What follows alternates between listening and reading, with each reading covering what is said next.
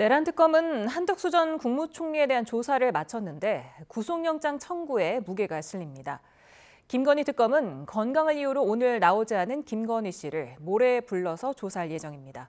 취재기자 연결해 특검 상황 알아보겠습니다. 우종훈 기자, 특검이 조사를 마친 한 전 총리에 대한 신병 확보에 나설까요?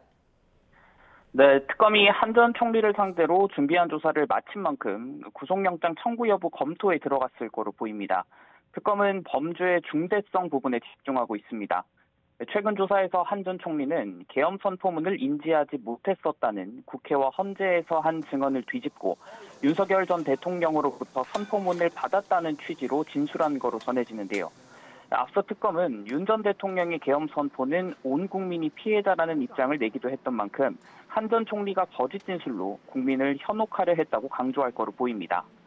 또 계엄 선포 당시 한 전 총리가 위법한 명령을 막을 국가 수호 책무를 다하지 않은 채 윤 전 대통령의 지시를 단순히 따랐다고 의심하고 범죄가 중대하다고 보는 것으로 전해졌습니다. 이 밖에도 특검은 노상원 전 정보사령관을 오늘과 내일 소환해서 현역 군 관계자들과 접점이나 접촉 시점 등을 캐 물을 거로 보입니다. 네, 김건희 씨에 대한 특검 조사는 다음 주 월요일로 연기됐죠. 건강이 좋지 않아 조사가 어렵다는 내용의 자필 불출석 사유서를 특검 측에 냈습니다. 이후 특검은 다음 주 월요일에 나올 것을 다시 통보했는데 김건희 씨도 사유서에 25일부터는 조사가 가능하다는 내용을 직접 쓴 만큼 이날 조사는 성사될 거로 전망됩니다. 특검은 다음 주 조사에서 김 씨를 상대로 앞서 마치지 못한 건진법사 청탁과 도이치모터스 주가 조작 의혹을 조사할 거로 보입니다. 김 씨는 이전 조사에서 대부분 진술 거부권을 행사했고 특검은 법원의 결정에 따라서 김 씨의 구속 기간을 오는 31일까지 연장했습니다. 우종훈 기자, 건진법사 전성배 씨도 김건희 씨와 같은 날 같은 시간에 조사받지 않습니까? 네, 그렇습니다. 건강이 좋지 않다면서 어제 조사에 나오지 않은 전성배 씨도 재소환을 통보한 오는 25일 출석할 예정입니다.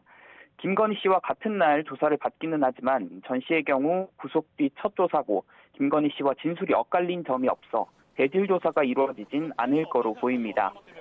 또 특검팀은 나토 순방 때 김건희 씨가 착용한 목걸이 등 금품을 제공했다고 자수한 이봉관 서희건설 회장 조사 일정도 조율 중입니다. 그런데 최근 이 회장 측 변호인은 특검에 당장 조사가 어렵다는 의사의 소견을 전달한 거로 전해졌습니다. 이에 따라서 특검은 소환 조사를 우선으로 하되 출장 조사를 포함해 다양한 방법을 검토하는 것으로 알려졌습니다.